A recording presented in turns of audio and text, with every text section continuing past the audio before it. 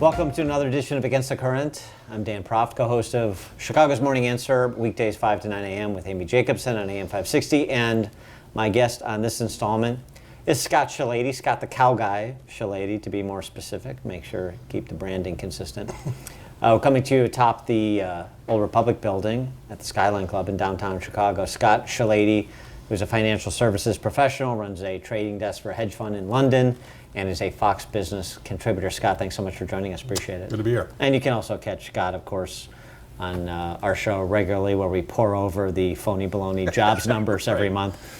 So let's just talk tariffs right out of the gate, because the trade skirmish, I don't want to call it a war yet, straight conflict like Korea, is it just a conflict? It continues to escalate with President Trump continuing to stick it to China, and China continuing to stick it back to us at a lower threshold. But now we're getting to kind of like intermediate goods that Trump is targeting. And so that will translate into higher prices for American consumers for things like personal computers and all the electronics. How concerned are you about the trade policy of the Trump administration sort of metastasizing from a skirmish to a war, and the promise that Larry Kudlow, his chief economic advisor, made of this is all at play to ultimately, in the medium term, if not short term, get to a lower tariff environment across the board, that's not something that's feasible? Well, there's a lot of answers. Number one is I don't think it will ultimately be a war, because both sides have a decaying option. Donald Trump's got political goodwill capital, but that's not a bottomless well. He's going to run out of that at some point in time. And at the same time, we've got China, and literally their economy is melting in their hands. However, I think that if push comes to shove, they'd be willing, as not a Western government, to sacrifice 3 million people and their deaths to win some sort of trade war. It's whether or not that they can come to the table and Donald can give them a chance to look like they won something.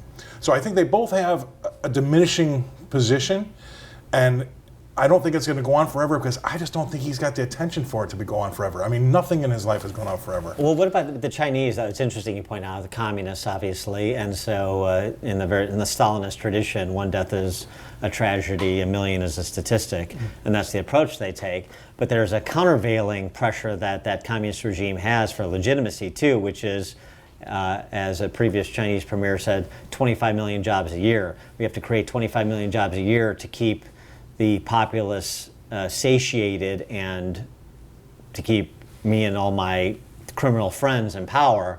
And so, how do you try and assess where that tipping point is? Well, because for the last, I don't know, how long would you call their economy as quote unquote on fire or booming? Say 20 years maybe? I don't know. I mean, they were using more concrete than we ever made in our entire life on an annual basis. Yeah, but are we to believe that the Chinese numbers of 7 and 8% GDP growth? No, you're not. But what I'm trying to say is that they took, I don't know how many millions of people off of bicycles and put them into cars. Yeah. They stopped having them eat rice, now they're eating steak.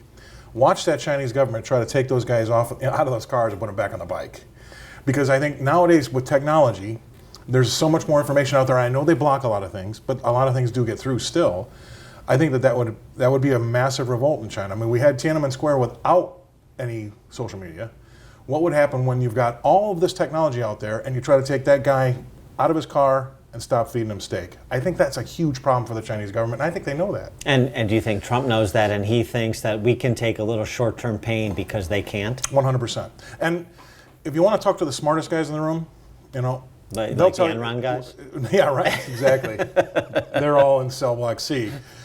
They tell me that, and Bannon alluded to this when he said, that's the hill that Trump is willing to die on, meaning that he is trying to get a coalition of the old NAFTA, hopefully Canada joins in, as well as the EU and Japan, to disrupt the world trade order like it's never been disrupted again. He's going after China, and he wants to do with those three economic blocks.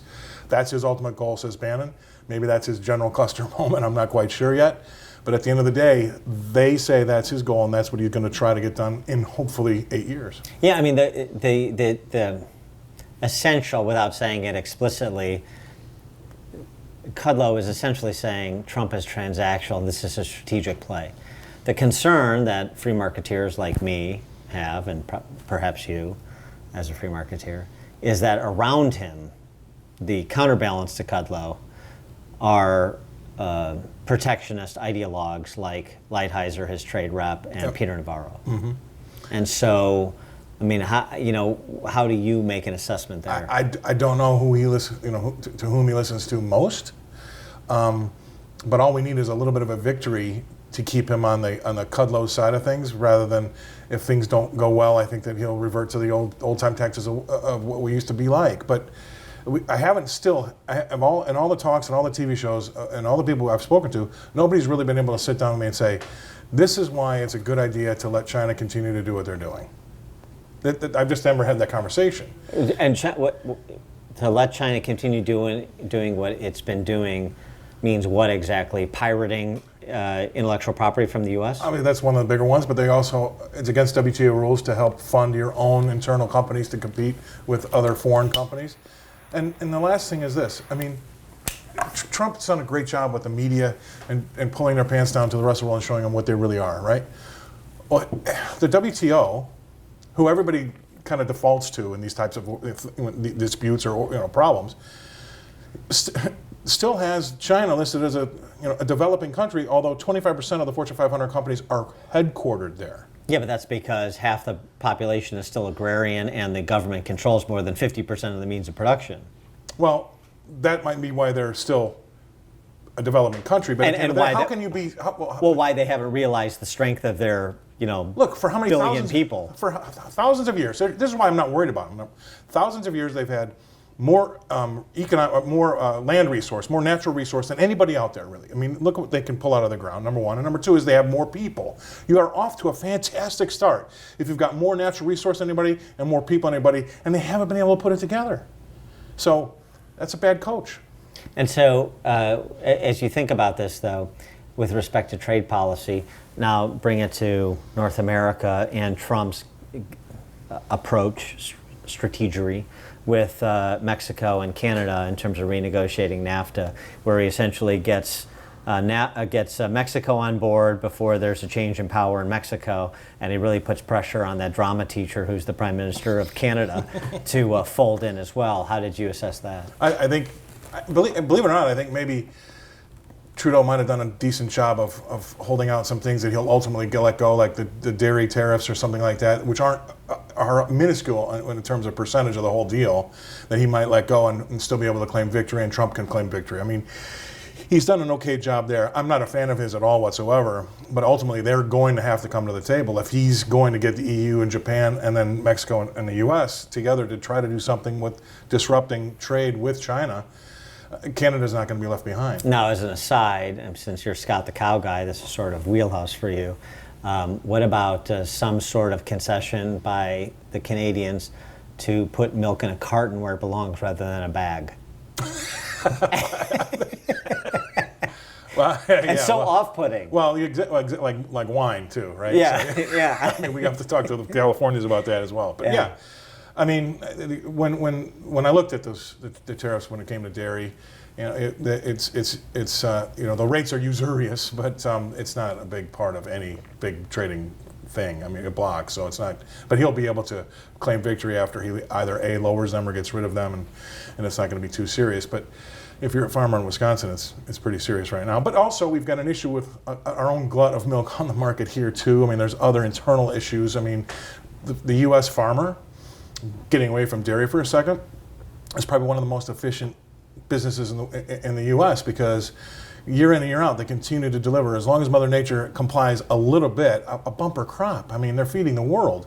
So truly, what's the statistic? Like every U.S. farmer feeds like 152 people. I don't know the exact. It's something, So they're very it is substantial, but they're very, very good and very, very efficient. The U.S. farmer is a businessman like you've never seen. You should see some of their offices. It looks like a trading desk. Number one. I mean, but also they're in the most deflationary environment I've ever seen any business have to operate in. Think about it. In the 1930s, they pulled out 40 bushels of corn per acre. Now they're over 200. I mean, that's the same plot of land. Right. What does that do to your pricing? Right. So it's amazing that they're still here today. Obviously, they have to be bigger and have more scale to handle those type of negatives. But the U.S. farmer is just blowing the doors off of things, and they just don't get the credit because it's a difficult thing to do. Another difficult thing to do, though, is to explain to the American populace about improvements in technology and efficiency of production, like you're talking about in farming. The same holds true for manufacturing, where manufacturing is not disappearing and farming is not disappearing. But a lot of the jobs are because of technological innovation that just makes higher production with fewer people the reality on the ground. I mean, and that goes through, one of the stats I talked to you about earlier was trucking with, 27 of our states, trucking is the #1 industry. And technology wants to put all those truckers off the road with driverless cabs, right? Yeah. Whose idea is that? I mean, who's coming up with that? Destroying those people's lives. And of all the people, I think it's the #1 business for anybody that doesn't have a high school degree. So, I mean, we've got some, just like we had in the Industrial Revolution, there's going to be some angst here, and there's going to be some collateral damage, unfortunately. And who knows? They say that white collar can be maybe the first to go because those decision-making processes are easier to explain in artificial intelligence than a lot of the other things that a blue-collar person does in a day. I'd be happy to see all the vice presidents that tell our paper Exactly. go the way of the dodo bird, you problem. You walk into a bank and there's nobody on the first floor anymore, right? Yeah, right. I mean, there are a lot of scare tactics out there, but ultimately technology is going to be a good thing because we have to think about the positives. I mean, health and what you can do going forward for prolonging your life, but we have a technological revolution like the Industrial Revolution where there's going to be a lot of pain. The Schumpeterian gales of creative destruction. Let's pull back for a second, though, since we're on the topic of farming and you're Scott the cow guy. Just kind of explain your background and your family's background that led you to be Scott the cow guy. I was up there this week. We have a family farm. We bought in the early 70s. My father did. And he happened to be also a trader at the Chicago Board of Trade in the corn pit, right? So that was pretty appropriate. And generally speaking, every time there was some sort of calamity in the markets got busier and he did well. But usually that meant there was some sort of destruction out in the fields, right? And so over the next 25 years, he was able to buy a bunch of land and make it one farm. And so we grow soybeans and corn. And anyway. And this is where? In Galena, Illinois, northwest Illinois, in the corner up by the Mississippi River. So he decided, because we also milked 200 head of cattle, which is a different farming, which is much more difficult than putting plants in the ground, that when the visitors gallery was full at the Chicago Board of Trade with visitors coming to watch what was happening down there, so that the exchange would keep trying to say over and over again, this is not a gambling, this is not Las Vegas, they're actually performing an economic function, blah, blah, blah. Then he would wear a Holstein jacket. There was a brightly colored jacket, so nobody had ever worn an animal print before because he wanted people up in the gallery to go, what is that guy doing? Yeah, right. And so he was able to push the message that there is an economic function. This does serve a purpose. It is not just gambling. This is where, the farmers come to price their grain, and it's one of the biggest businesses in the country. And how much cattle wrestling did you do in your day? I didn't do any, but we had 200 head of cattle, and we got the bright idea to milk them 3 times a day, 6, noon, and 6. So I was up there on the weekends for my penance. And I complained all the way up and all the way back, 2.5 hours each way. But it was a great way to learn, because you've got all these people outside striking or hating Wall Street, the 99%ers, right, all that stuff. Well, if you take the farmer, all these people out of it, you're going to actually have to go out and do some work, right? You can't sit in Starbucks and have your coffee on your iPad. I mean, you're going to have to bend over and do something. Right, so be careful what you wish for if you want to get rid of all these people, because there are some things that you're benefiting from, even though you don't know it. I mean, there is a lot of work that goes into what you do on an average daily basis on your consumption. So, well, right, and a topic that's not often the focus of conversation on the Mag Mile is the reality is Illinois agribusiness is the biggest industry in the state. So once you get outside of, once you go south of Taylor Street, oh, by the way, there's a whole other state called Illinois, as the saying goes, with respect to farming and the importance of agribusiness to economic vitality in this state and in the Midwest. And you know what? The last thing I'll say on the subject, not that I want to get off of the subject, but this world is so crazy. And every day something happens in either politics or sports or something that you just shake your head and think, how do they get to that conclusion? It just 30 years ago you could say, I see a little bit about how they can get where they're going. I would have gone A to B, not A, C to B. But anyway, It's the last industry that I think that those guys get out of bed, look outside, it's raining, I'm not going outside. They're the last bastion of common sense. And when you sit around the tavern with those guys, there is no baloney. They say it like it is, and they're truthful 99% of the time. And it's just comforting to know that I can count on where they're going to be at the end of this road because of their decision-making process, because it's just so commonsensical. So maybe the play for Illinois to rescue it from the financial abyss is to raise Chicago, all the skyscrapers, and turn it into farmland. Well, they make more money, that's for sure. Yeah, right. Remember, the joke is that you're not going to put a farmer out of business by wind or rain or some sort of weather catastrophe, but if you back over his mailbox. I love that joke. I love that. It's right up there with my Department of Ag guy joke, Yeah, right? Yeah. Guy walks into the Department of Ag, and he's a bureaucratic clerk at the desk on his, with his head down, crying. He says, "What's wrong?" And the Department of Ag employee says, "My farmer died." Yeah, so sort of the same concept of indictment of government, and also a hat tip to farmers. Speaking of Illinois, though, as you were mentioning, you're a Illinois native son, but you live in Indiana now, and just getting off of kind of macroeconomics for a second, just your own personal experience, I think it's instructive. You're a successful guy, you make a good deal of money, you move from Chicago Metro to Northwest Indiana, and what was the difference? Well, I mean, it's mind-boggling. I was renting my house back off the government every year for a big ticket, and more than I made in my first job out of university with a finance degree. And it got to the point where I thought, this is insane. I mean, it's just, my next door neighbor, who was paying for his children to go to very expensive Catholic schools, was also still paying on top of that too. Right. And yes, I can make the argument it goes for the goods and services in your local area, and hopefully, the higher the price of the house, the more taxes and the better the services. But there also comes a point where that doesn't work out. And also, as you go down to the lesser income areas, that percentage that they're paying on the value of their house is greater. So they're actually taking it worse in the pants. So you can go across the border, pay 20% of the tax you were paying here. You've got a budget over there that's in surplus. They've got... just to kind of 20%, 1/5 of the tax burden you were paying in Illinois. Yeah. On same square footage. And you're how far from downtown Chicago? I'm 40 miles, Naperville. So right, Wheaton, where I grew up, that's 40 miles. Right. So it's pretty hard to argue against doing that, and obviously it's an easy argument because you've seen the numbers. And people vote with their feet when they get fed up. And I can tell you right now, I still have a sister and a brother that live in this state, and they've got kids in high school, and they're wishing their lives away to get the kids out of high school so when they go to college they can move.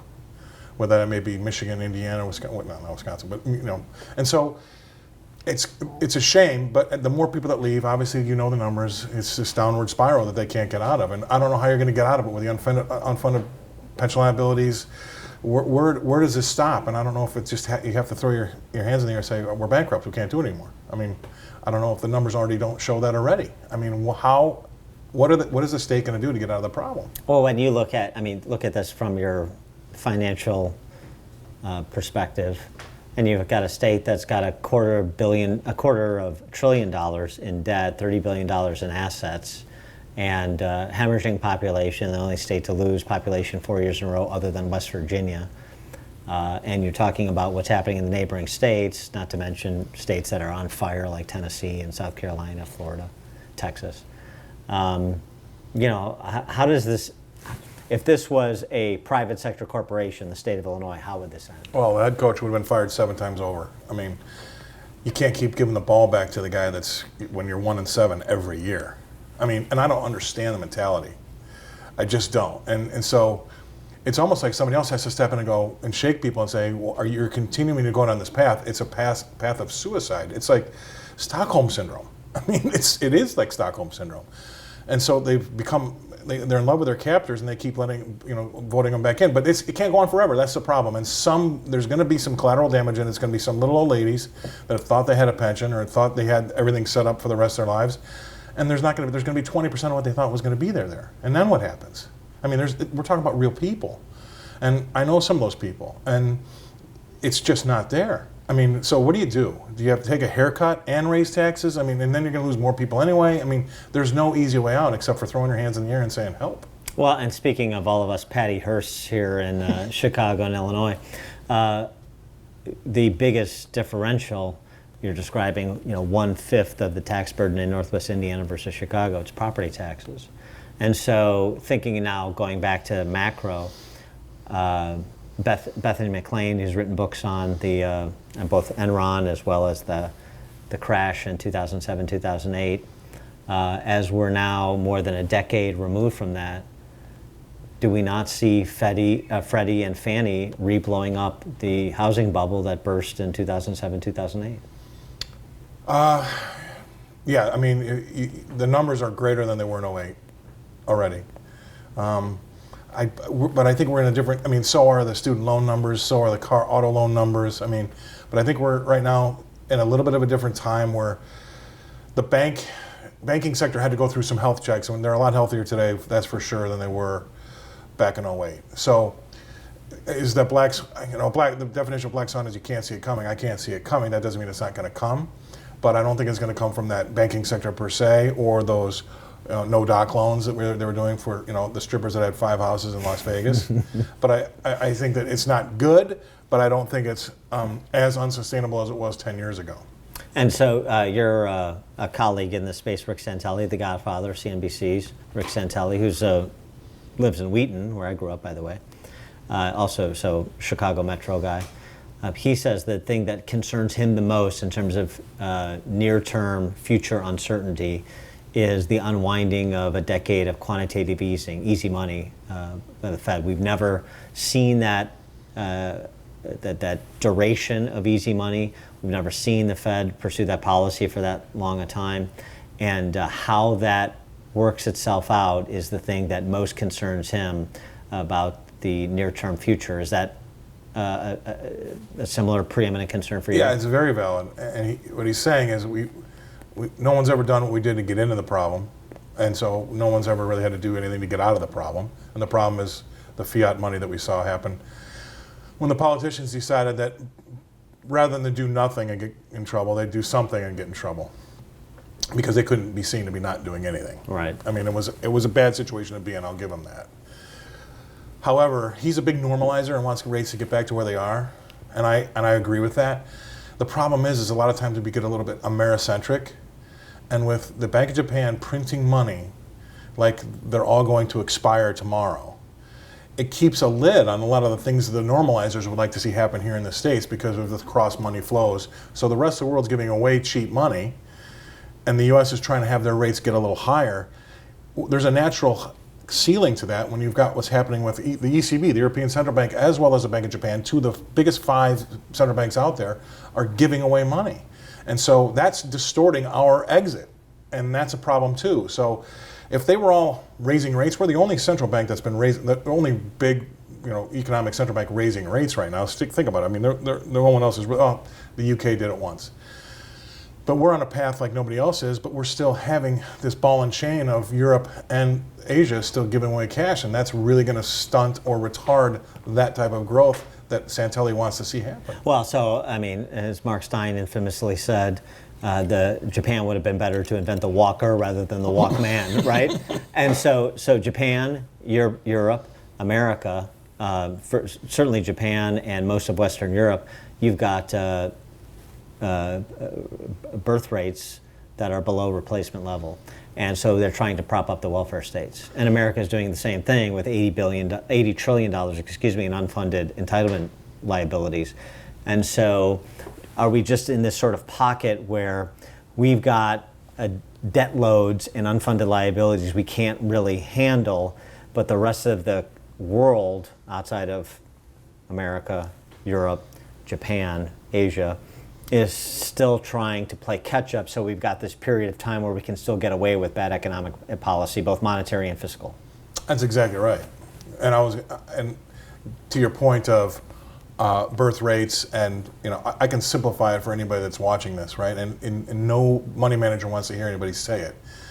But at the end of the day, if your population isn't growing, your economy's not going to grow. Bottom line. And my friends will say, well, why do you say that? I said, because you need to give birth to new customers. Yeah. I mean, that's the bottom line. Right. So when you start to have the birth death rate set reverse, like Japan has had, and you're not making any new customers, you're gonna have a negative growth rate. I mean, it's just the way it is. So that's why we go back. That's the bigger issue, like tariffs, immigration. I mean, that's why you'll see some economists like the idea of letting more people in, because it will help at some point in time prop up the economy because you've invited new customers in.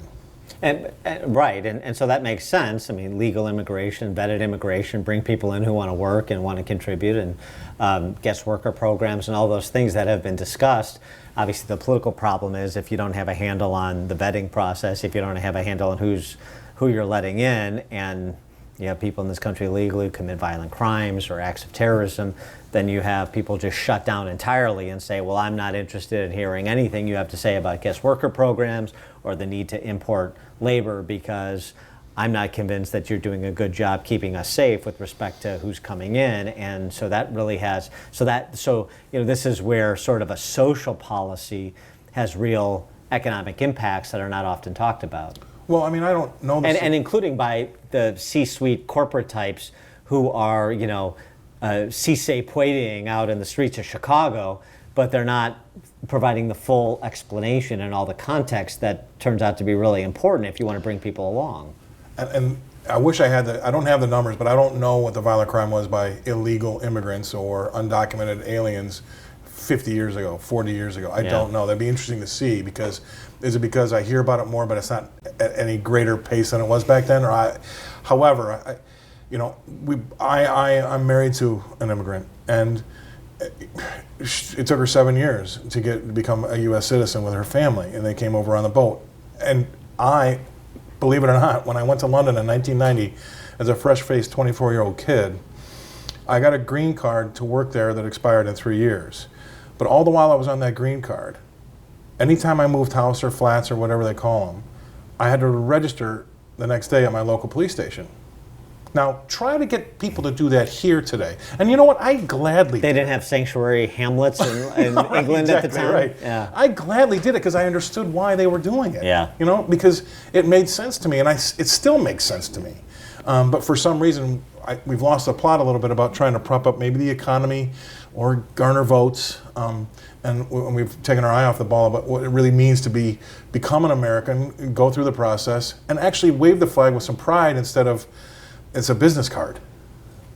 So going back to the issue of immigration globally and the concern about the quantitative easing, the easy money.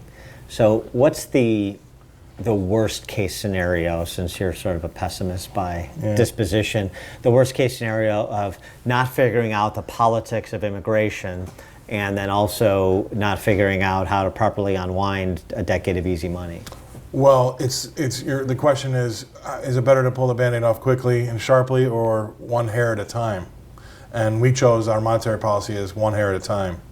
And Rick Santelli will say, yes, there would have been carnage. It would have been horrible. We would have a lot of people on it. But you got to think and put it in perspective. At the height of the Depression, I think we had a 25% unemployment rate.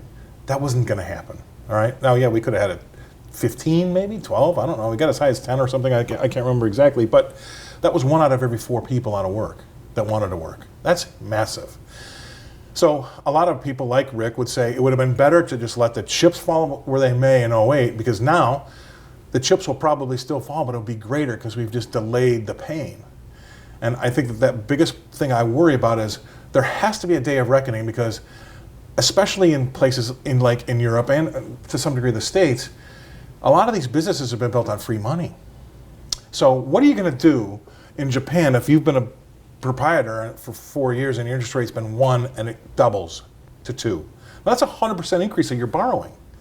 So the problem is that these people out there don't know what interest rate hikes really are and how to build a business around that. So my biggest worry is this: the percentage increase, not the actual amount in basis points, but this percentage increase of borrowing costs that can be thrust upon middle business, the businesses in the middle where mom and pop are making their money. That could be that thing could get sandwiched, and that's where we lose a ton of money and there'll be carnage in that area, because they just don't have the experience, because it's not really their fault, but they have to budget in the fact that you could see your borrowing costs go up by 300% in a very short period of time. And so the talk right now of tax cuts 2.0, if Republicans were to maintain control of both chambers and so forth, does that present some bulwark against the concerns that kind of lie in wait? Yeah, it does. I mean, it's hard because I'm a laugh-right to some degree, right? It's better to cut taxes and give the power to the people and let them get you out of trouble than have the government always be the last resort and have the government get you out of trouble. I mean, I think that's a pretty big divide, conservatives versus liberals. So I like his ideas about, let's give the money to the people and let them get us out of trouble. And I think that's the first tax cut, and to some degree the second one would do that. But I also am a little bit leery of the fact that the deficit and what we've done as far as borrow money so far has been massive. And for all those people that hated Obama or didn't like his policy, we're spending money at a pretty big rate, pretty big clip here. And how are we going to get the money? How are we going to get the money to spend? Right? We sell our bonds, but the more bonds we sell, the worse price we get for them. Right? So that means interest rates go up. Then it goes back to that middle income business person, right? So there's this big cycle out there that we really haven't gone into yet. The 10-year yield here has just gone over 3.03% today. It didn't go over today, but we're around that 3%. The last time we did that was at the end of January, and you saw the hiccup we had in the markets then. Now they're comfortable with it, but are they comfortable with it at 3.5?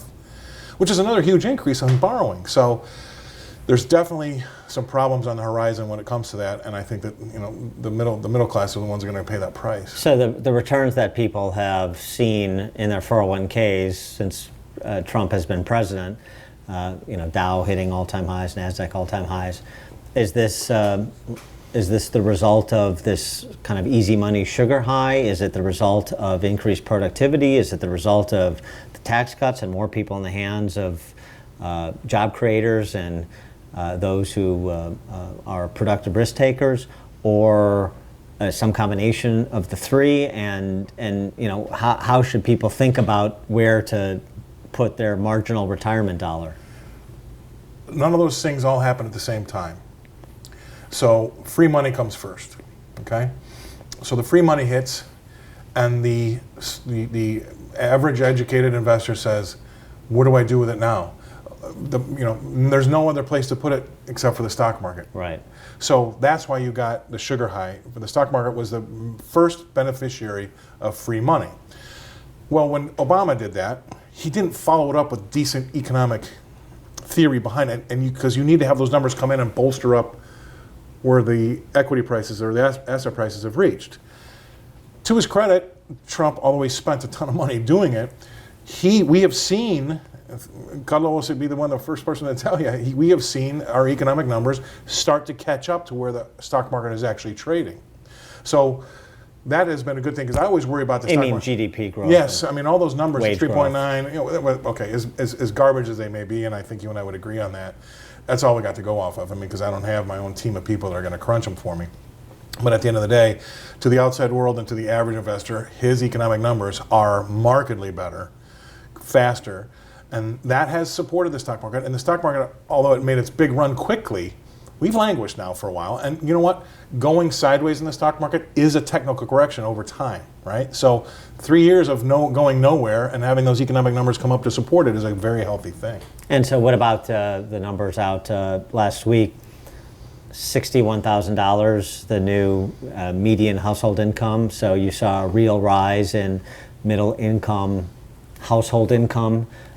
Is that something that should be encouraging to folks? Yes, it absolutely does. And this is what I say a lot. What's more important to you? What you hear on the TV or how fat your wallet is? I mean, that's going to come down to, that's what November is going to be about. The rhetoric on the television versus how big my wallet is. And I just feel like the rational person is going to feel like they've got more money in their pocket. The numbers are at least saying that. There's more people at work, that's saying that. Our GDP is saying that. So you got to think that they're going to, the rational person is going to vote with their pocketbook like they usually do, and things would go well for the conservatives. But the rhetoric has been ratcheted up to such a degree, and there's so much angst. I don't know what's going to happen. And trying to like look at numbers that mean something versus the numbers that don't, kind of the phony baloney numbers, like we're talking about the unemployment rate or GDP growth, but particularly the unemployment rate. And I know from previous conversations we would always talk about wage growth. Where's the wage growth? If we're at full employment plus, then where's the wage growth? And we're finally starting to see some legitimate, measurable wage growth. So is this a sign of what's to come, or kind of how do you provide context to the numbers we're starting to see on wage growth, which is sort of the real indicator? I think wages are going to grow, but just like the housing market, I don't think anybody's going to get left behind, right? I think it'll be slow, and I think the new economic era that we're in now is slower, longer, right? It'll go in the right direction, but we're not going to see this hyper growth in the housing market that we saw in like the late 90s, like we did in the .com, like in the late 90s. I think because of the situation that we're in, things are going to take a little longer and go a little slower. I don't think it's going to leave anybody behind. And another thing is that was interesting, and I've seen a lot of research about this lately, that in the 80s and 90s, when it was the go-go 80s and 90s, these CEOs really went to school on shareholder return, shareholder value, and they began to work for the shareholder only, and the worker became a commodity. And so they would just run through, and they would replace them with somebody else. They never raised wages, and that's still, to some degree, the mentality today, right? But if you go back in the 1950s, a large part of what a CEO would have said then is make sure my worker's happy, he's making a decent wage, and the CEOs weren't making as much as far as a percentage as more than the average worker. We need to see that come back in line a little bit here, because we've lost touch with the worker. That's why the wages aren't going to go like everybody wants them to go, because they've been commoditized, and that's a shame. So we're going to have to see these CEOs have a little bit more loyalty towards their workers, and some of them are doing that, but to some degree, the biggest degree is that they're not, and I think that's going to be a problem. That's why wages won't take off. Is that in a particular industry, or do you see that across sector? I think that's across the Dow or the S&P 500 stocks. I mean, I think if you ask a CEO right now on the street, where's your loyalty lie? To my shareholders, shareholder value. I mean, they're trained, and to some degree, I totally agree with that. And that's why you see these jobs go overseas, because they're always trying to maximize. A good story is that in London, there's 20,000 streets and 10,000 places of interest. And these black cab drivers for 200 years have had to take this test called the knowledge. And it takes 4 years to understand all the streets and know where you're going and know the fastest way, traffic, whatever. Well, now the GPS is involved, and now Uber's involved, and now Lyft is involved. And you know what's happened? Is that people have learned that this technology, although we're trying to always maximize our lives, if you really look at it, this GPS is telling me to take 4 right turns and 5 left turns to save a minute. And is your life worth that? I mean, you can just listen to a half a song, stay on the same road, and relax and get there. And so sometimes I think that we're always trying to maximize too much, and we don't stop and smell the roses or realize the effect of over maximization and what that does to the psyche. But you're not advocating that anybody go full de Blasio when it comes to rideshare or anything. You're just making a philosophical point about technology sometimes can be a negative, because we don't realize that maximization is taking something away that you're not really putting a value. Yeah, there are costs. Right. There are costs to everything. There's trade-offs to everything. Right. That's called life. And but people think technological innovation is a unmitigated good, and then there are some costs to that at least need to be contemplated and addressed, if not. And that doesn't necessarily mean retarding technological innovation, but at least addressing the cost that it imposes. I mean, what would you have said about the film industry or cinemas, 25, 30 years ago when Beta, Projector Union, VHS are all be gone, right? I mean, they're going to be gone. Well, no, they've adapted. They're different. They're more expensive. You get a meal with it now, but they're thriving. They're still going. So maybe not in the way they were, but at the end of the day, there has to be some sort of trade-off between maximization and then changing the way you do things, and then that's a better way forward. One sector in specific I want you to address is banking. And so after the crash, we saw a lot of banking consolidation. But even more, it seems to me, and maybe this is just, this doesn't have enough historical perspective, but it seems to me banking consolidation, both in the sector and banking consolidation with government that bailed so many of the banks out, directly or indirectly, And I wonder what your assessment is of all the guys on Wall Street, the Jamie Dimons and the Gary Cohens, who was lead economic advisor to Trump for the first 18 months of his term, and sort of the men and women of always on Wall Street and their influence on our economic system. Goes back a little bit to my point about shareholder value. Goes back a little bit to the fact that, although they're very, very intelligent, there were some drastic things that needed to be done in '08 to try to save the economic system. I get that, and like I said, I think that doing nothing was just not palatable enough to the politicians. I don't like the idea that there could be some sort of Goldman Sachs influence on the government, because that seems to be a lot of the case where we've seen a lot of these advisors come out of.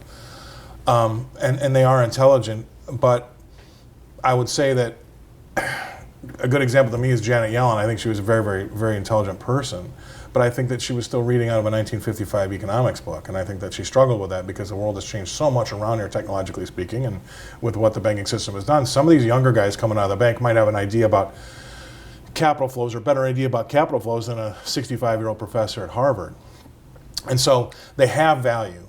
But it's just about how much you want to maximize their value versus there are some things that we kind of miss when we do that. And there needs to be a better balance, but those guys, we're off to a good start, but there needs to be a better balance. So speaking of Harvard professors, Michael Porter became famous for his 5 forces that impact business. And in the modern era, in the last 40 years, there's been a 6th force that has really emerged, and that's the public sector, government. And so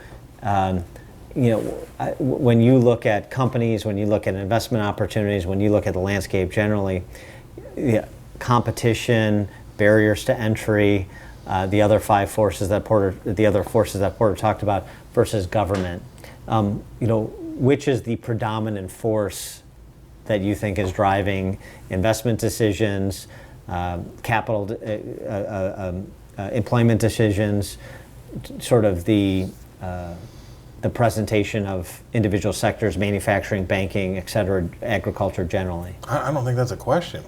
It's the government, unfortunately.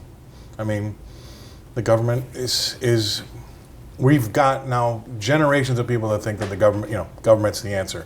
In my day, maybe even in your day, you're younger than I am, but don't worry, the government's here, said no one ever, right? It was always, when the government was involved, look at what the contracts for our armed forces, $85 for a hammer. We've all heard those stories. Right. So the that's old Reagan formulation: if it moves, tax; if it keeps moving, regulate it; if it stops moving, subsidize it. Right, exactly. That's right. where we're at. Yeah, and I think that they're the overarching. They're the big elephant in the room. There's no way we can get around it. Especially with what they did with quantitative easing. People don't realize how shocking of an idea that was with what they did, and to take us off that sugar high. You have a right to be nervous. I was 2 hours outside of Chicago this week and got out for a quick with my wife to get us a quick bite to eat, and in the middle of nowhere. I stopped at one of those roadside taverns in the middle of nowhere, and I walked in the tavern, and lo and behold, somebody recognized me from TV. And before he said, "Hey, the cow guy's here," his next question was, "When's the market going to crash?" Yeah, right. Exactly. And I said, "Well, how much of my portfolio should I put in Bitcoin?" Right, exactly. Right. Yeah. If it's not Bitcoin, the Bitcoin was only popular in December when it was almost 20,000. Now nobody talks about it anymore. But it's still at 6,000. Yeah, I know, which is still insane. And that's a whole nother. I don't even know. Cryptocurrency. Yeah, well, I don't think there's any space for cryptocurrencies. There is for blockchain technology, absolutely. Yeah. But cryptocurrencies. Look, I have to take so many financial licenses and exams to make sure that we're knowing where the money's coming from with all our customers. No money laundering issues. The government is, the Patriot Act, and you can't spend $10,000 from your bank anymore without telling the bank where it's going.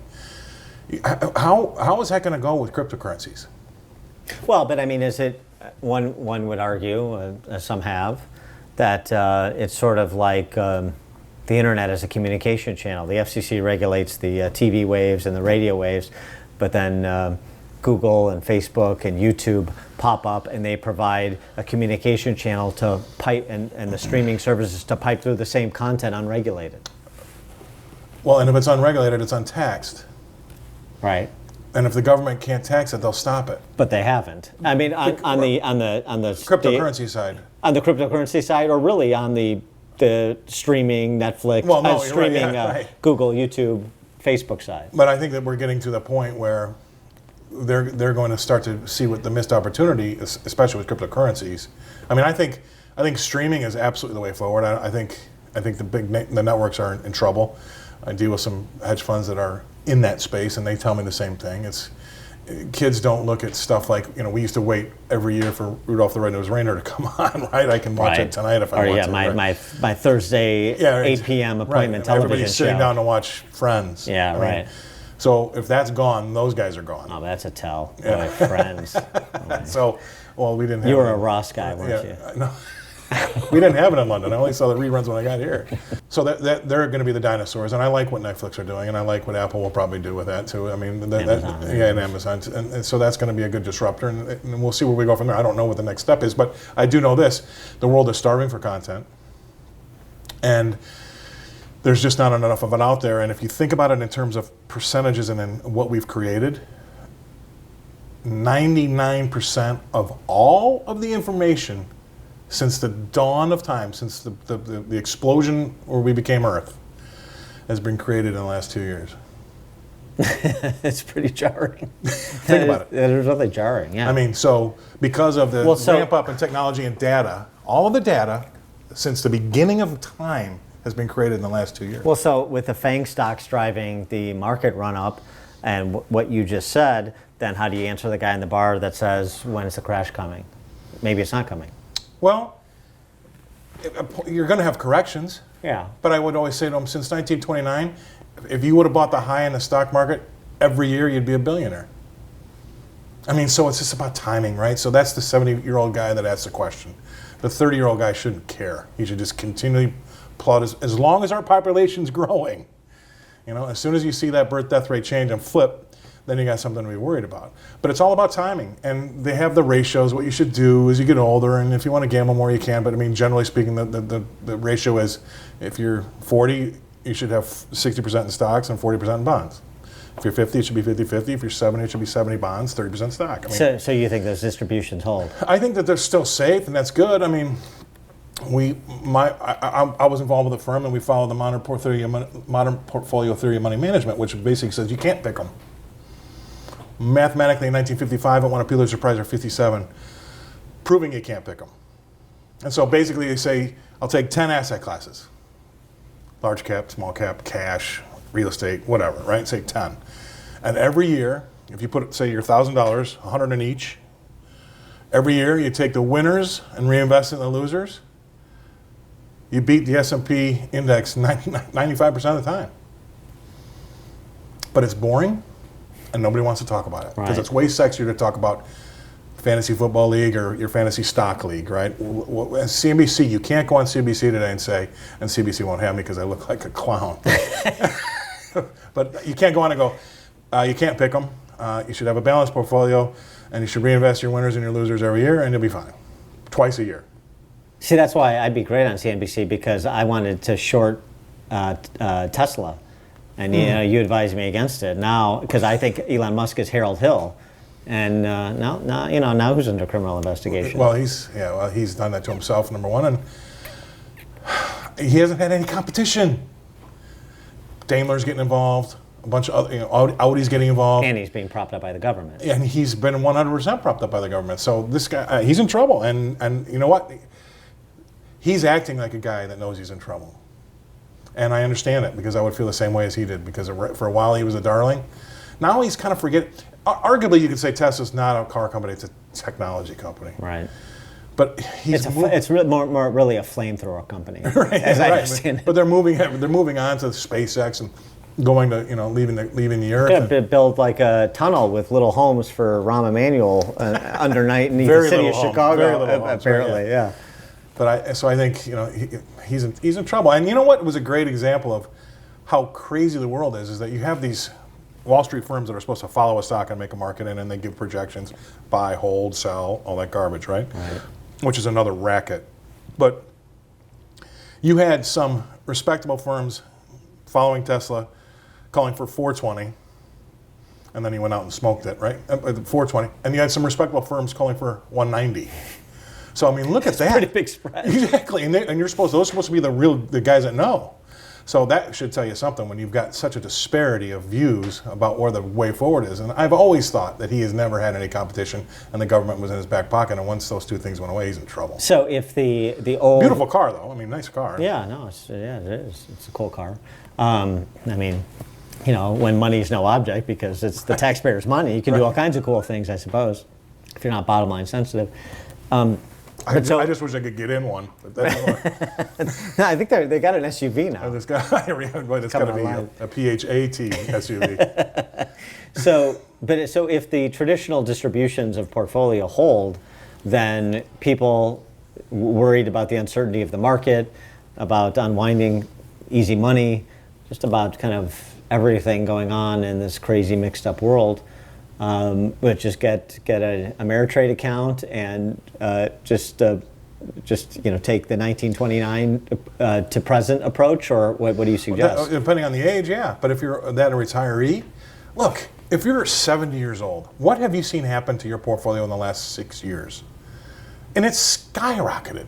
6 years ago, if I would have told you that, you would have gone, done, I'm out, get me out, I don't want to touch it anymore. Right. But human instinct and the way we act, we get greedier and greedier the higher it goes, and that's why we have crashes.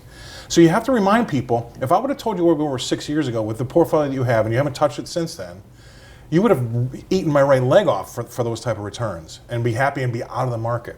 So you got to start thinking about protecting a little bit at least and taking your emotions out of it, because the shoe's going to drop. You know, it's not going to go up forever, and it won't go down to zero either. And if you're 40, it doesn't matter.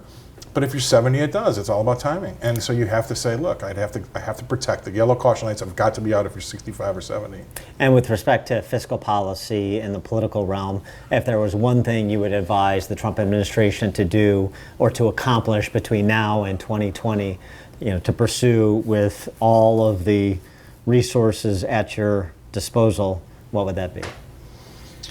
Well, to some degree, he's doing some of it right now. I think that getting that GDP, well, one thing he's failed on, but hopefully that will come around. We've got a little bit of a issue with retirees and the baby boomers going through. But once you get that labor force participation rate, which nobody really looks at because a lot of people don't really understand it, but once we get our productivity up, and that number hasn't budged from Obama numbers since he's been in office.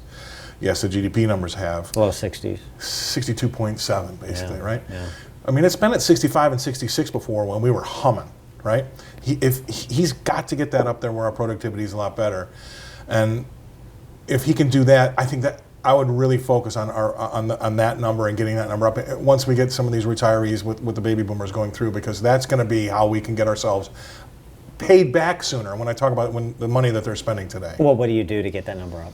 We're going to have to wait a little bit because we do have baby boomers. I mean, part of it is just nature and time. That's probably a third of it. Cycling through the baby boomers. Yeah, I mean, and that's going to be a third of it. We're going to have to suffer through a little bit of this technological revolution, like the Industrial Revolution, because for productivity purposes. But it'll probably take 10 to 12 years. I mean, there's nothing he can do overnight. He's done the best he can overnight so far. There aren't any more gas pedals or levers he can push to get more out of the economy than he's done to date. Now, he's going to try with these tariffs and other things like that, and tax cuts. But at the end of the day, and I say this all the time, I just you and I sitting here having a cigar, we probably would have done a lot of things he's done. I mean, maybe not to the extent, but look, I'll never understand why when the proverbial crab at the fan with the 08 and 07 problems, Obama's first inclination was government's here and we're going to raise your taxes. I don't understand when I'm already on my knees and injured why you want to kick me in the mouth. To me, I would have said that's a joke. I read that wrong. That's when taxes should be cut to 10% across the board. And let's get the people out there working. Let's go. But his answer was government, and I still don't think the government is the answer. And I think that Trump's done a good job with regulation that way and tax cuts that way. And I mean, those are the things and the levers we can push. He doesn't have any more. He really doesn't. He is Scott Shellady, Scott the Cow Guy, Fox Business News contributor, because he's too much of a clown to be on CNBC. So he says, Scott, thanks so much for joining us on this edition of Against the Current. Appreciate it. Good to be here.